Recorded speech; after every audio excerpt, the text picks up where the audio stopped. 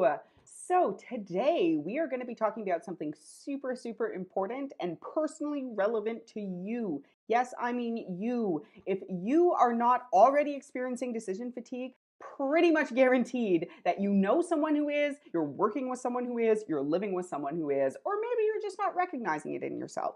Why is that? Because already as leaders in our businesses, in the world, in our communities, we are overloaded with decisions these days, right? It's all about instant gratification. You're getting a million flashing things a day. You're making lots of decisions in your business a lot of the time. And right now, let me tell you, you are making more decisions than usual, pretty much guaranteed, because the situation is changing so fast that, well, basically you only can make the same decision once in a day, and then the next day you have to make the same decision all over again as the situation changes, right? In our homes, in our businesses, in our lives with this whole pandemic. Shit's changing quick. So how do we avoid decision fatigue? 5 simple ways. This isn't really actually, well, I'm going to rephrase that. It's not so much about avoiding decision fatigue, because I think it's inevitable. It's about dealing with decision fatigue. Okay, so number 1, only focus as far ahead as you can handle. Now, this is something that I learned when I was struggling with, honestly, deep, deep depression and grief and all sorts of stuff. And I really just needed to keep moving in my business and everything felt overwhelming. Is sometimes you can only focus on 5 minutes ahead. Not what am I doing tomorrow? Not what are these big decisions or big things I need to follow.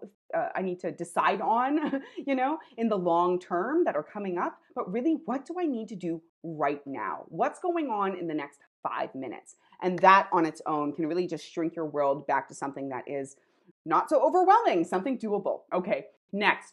Practice the fine art of triage. What I mean by this is that if there's an overwhelming amount of things for you to do, or if there's an overwhelming amount of things to think about or challenges to handle or etc., you can only really focus on one at a time. So I strongly, strongly suggest writing them all down, picking what are the most important 3 out of this list, and then just simply arranging, okay, which is the most important and in order. Put them down, challenge yourself to do this. This shouldn't take more than 10 or 15 minutes. And that is way less overwhelming than trying to decide, what do I do next? What do I do next? What do I do next? Because you then literally take the very first thing and you do not do the second thing until that first thing is done or as far ahead as you can move it in that moment.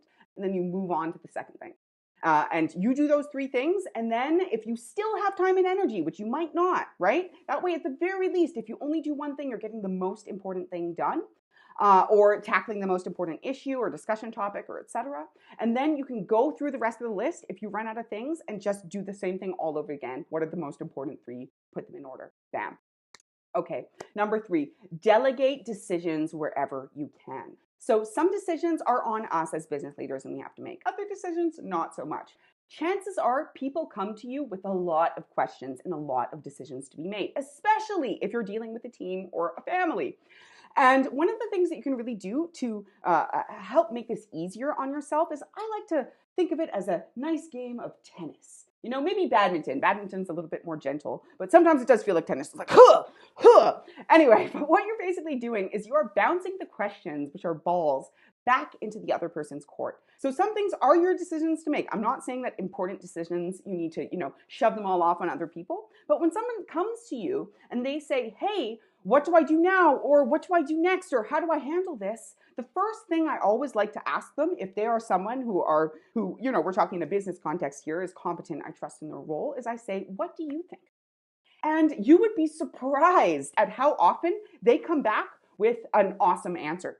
And I'm like, okay, great, do that. Great. So now that is a huge reduction in decisions you have to make. When people come to us with decisions, we tend to want to make them. It's like a responsibility that we're like, okay, I need to make the best decision possible.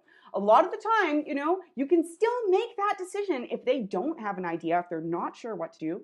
But you would be surprised. I would say more than half the time, the people in my life, again, whether it's family or whether it's in business, they come back to me with a totally awesome solution. Okay.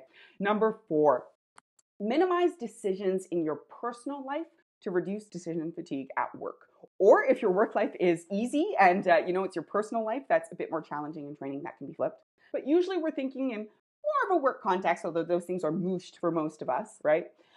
Is things like what to eat for dinner, or what to wear for the day. I know that's a really famous one, but it's still really, really valuable. having a few outfits that you rotate, a few key meals that you rotate, making a list you can pick from, or even my personal favorite, picking what we're eating as our weekly meal. Basically, just quick backstory. My family does a weekly meal, so once a week we make a big thing which has enough portions for everyone to eat them for basically 5 days. And times we're not feeling like cooking, times we're feeling tired, we can rely on those to have something to eat. But even planning the weekly meal lately has it's been getting away from us. Then it's time to cook. We don't know what we're cooking. We don't have the ingredients. So I've literally just been going and planning, okay, our next month of weekly meals, this is what they're going to be. Now we can plan ahead, get the ingredients, and just execute. Okay. So things you can do to minimize the decisions you need to make by batching decisions. And this leads really well into number 5, which is recognizing when is the best part of the day for you to make decisions. Now, for me, I'm a super, super morning person. 7, 8 p.m. comes around, I'm like a weird zombie. It's hard for me to even like put my shoes on to go for a walk or something. But in the morning, I am on fire. I have so much energy. I don't even drink coffee. I'm just like this. And I can just bang out decisions a lot of the time. So the important decisions, the critical things to do, such as, for example, triaging your day, just putting it out there, I love to do at the time of day where I have the most energy. I know some people say, plan what you're going to do the day before at the end of the day. For instance, that's not something that works very well for me because at the end of the day, I'm tired. I don't think well. But the beginning of the next day, okay, I can take 5 or 10 minutes, triage my to-do list for the day and move forward from there. Might be different for you. Might be afternoons, might even be evenings, might be super early morning before anyone bothers you. I'm looking to you, parents. Anyway, so hopefully this helps. 5 ways that you can cope with decision fatigue, whether it's at home or at work. As usual, have a great day. I'll be back with more videos for you soon.